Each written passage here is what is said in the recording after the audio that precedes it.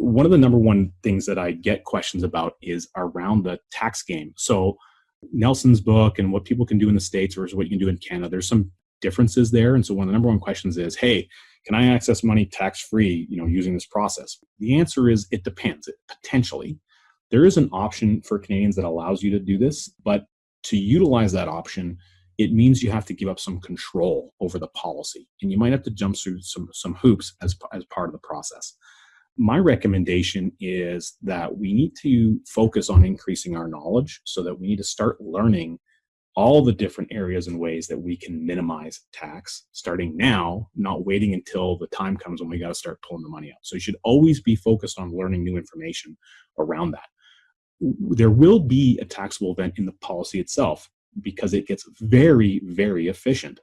And when it gets so efficient, when we go to access capital by way of a policy loan, anything that is over and above what's known as, you can see it on the screen, it's the adjusted cost basis line, that can create a taxable event. And so that will happen in pretty much any policy because they're very efficient when we design them. Now, the way you can get around that, if you want, which is a choice you get to make, is you can utilize something. There's a few different terms. Insured retirement plan, you can Google that. That's one option. Or it's also often referred to as a preferred retirement solution.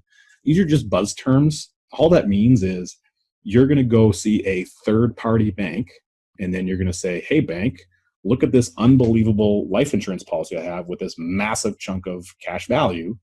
I'm eventually going to die, and this will pay out. Do you want to give me an operating line of credit with this as collateral? So that is extremely common. A lot of people do that, and it's very predominantly described as like the go-to solution in Canada.